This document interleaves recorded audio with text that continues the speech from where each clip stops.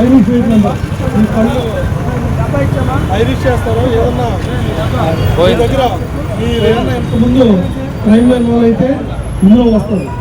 అలాగే చాలామంది ఇక్కడ వచ్చిన వాళ్ళు అలవాట్లు కొన్ని తాగడం అలాగే డ్రగ్స్ తీసుకోవడం చేస్తున్నారు. మీలో తాగుతున్న మందు తాగుతున్నారు, డ్రగ్స్కి ఏమన్నా గంజాకి ఏమైనా అలవాటు పడ్డారా అనేది మాకు అనుమానం ఉంది.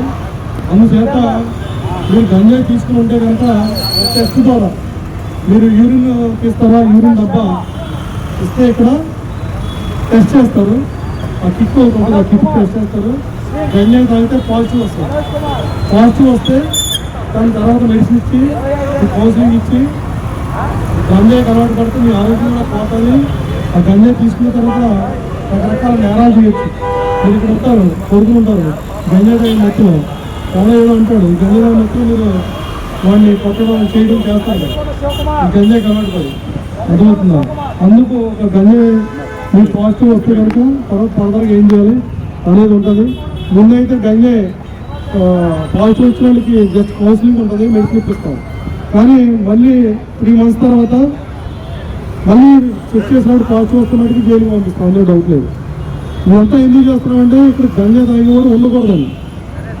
గంజాయి తాగేవాడు ఇక్కడ బతకడానికి వచ్చిన వాళ్ళు ఎక్కడి నుంచో పని చేసుకుని బతకొచ్చు.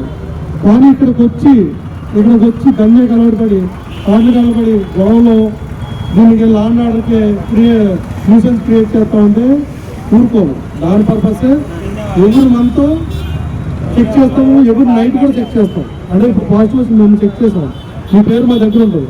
ఇంకెవరైతే ఉంటారో ఈ నైట్ పూట ఎవరైతే తిరుగుతారో, ఎవరైతే ఇక్కడ ఉంటారో ప్రతి నైట్ నేను 12 గంటల తిరుగుతున్నాను.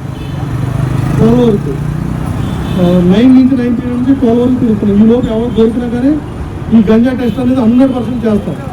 ఒకసారి దొరికితే ఒక రెండోసారి దొరికితే మటుకు జైలుకి పంపిస్తాం. అర్థమవుతున్నాం? ఇప్పుడు మటుకు ప్రతి ఒక్కళ్ళు యూరిన్ ఇవ్వండి, అక్కడికి వెళ్ళి మళ్ళీ వాటర్ గట్ట కలిపితే మటుకి బాగోదు. మా వాళ్ళు ఉంటారు, అది యూరిన్ ఇవ్వండి టెస్ట్ చేస్తారు. పాజిటివ్ వచ్చిన వాళ్ళు ఉంటారు, నెగిటివ్ వచ్చిన వాళ్ళని పంపించేస్తారు. అర్థమవుతుందా మీకు ఈ కాన్సెప్ట్? ఇది ఇప్పుడే కాదు, ఏదో మీటింగ్ పెట్టి ఏదో చేస్తున్నాను కాదు. ఎప్పుడు కూడా ఒక వెహికల్ తిరుగుతుంది డ్రగ్స్ మీద దండయాత్ర అని. మా సిపి గారి ఇన్స్ట్రక్షన్స్ ప్రకారంగా, రాజశేఖర్ గారు ఐపీఎస్ సార్ ఇన్స్ట్రక్షన్ ప్రకారంగా డ్రగ్స్ మీద దండయాత్ర అని, డ్రగ్స్ మీద దండయాత్ర 2.0 దాని కార్యక్రమం భాగంగా ఇవన్నీ చేస్తున్నాం. ఓకేనా?